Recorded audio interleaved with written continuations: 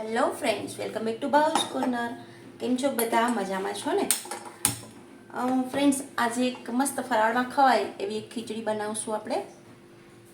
તો એના માટે મેં ગેસ ચાલુ કરી અને કઢાઈ મૂકી દીધી છે. એમાં અડધી ચમચી જેટલું તેલ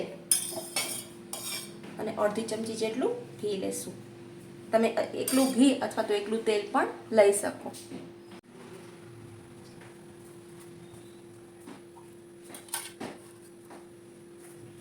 ગરમ થઈ જાય આપણું તેલ અને ઘી એટલે આપણે જીરું એડ કરી દઈશું.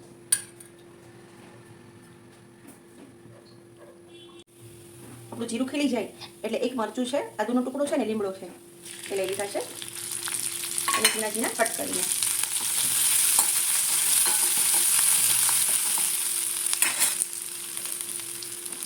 પછી અડધો કપ સાંબો છે, તમે મોરૈયો પણ કહેતા હશો. એને મેં બરાબર 2-3 પાણીથી સરસ રીતે ધોઈ અને આ રીતે પાણીમાં રાખી દીધો છે. પલાળવાની કોઈ જરૂર નથી. એડ કરી દઈશું.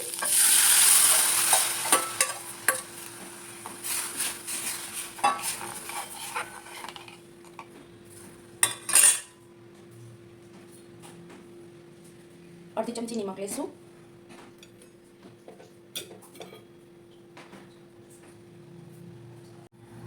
એને ઢાંકી અને મીડિયમ ગેસ ઉપર થવા દઈશું.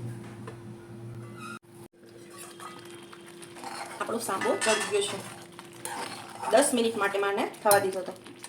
અને અડધો કપ સાંબો હોય તો 2 કપ જેટલું પાણી લીધેલું છે. જૂનો સાંબો કે હોય તો વધુ પાણી પણ જોઈ શકે. હવે 5 કપ જેટલા સિંગદાણાનો ભૂકો લીધેલો છે, એટલે જેટલો સાંબો છે એનાથી અડધું.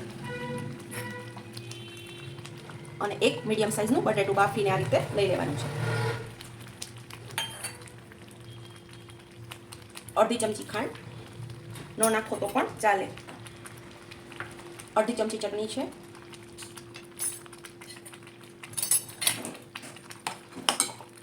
બરાબર મિક્સ કરી દઈશું. ફ્રેન્ડ્સ, ફરાળી વસ્તુ બનાવવાની હોય જ્યારે વ્રતમાં, ત્યારે જો એકલા બટેટા ન ખાવા હોય તો આ રીતે સાંબો બનાવી ખીચડી બનાવીને તમે ખાઈ શકો. આ ખૂબ જ ટેસ્ટી લાગે છે અને પેટ પણ ભરેલું રહેશે. હવે આને 5 મિનિટ માટે આપણે થવા દઈશું. આપણી ખીચડી રેડી છે. એક લીંબુનો રસ નાખી દઈશું. રેડી છે આપણી મોરૈયાની સાંબાની ખીચડી.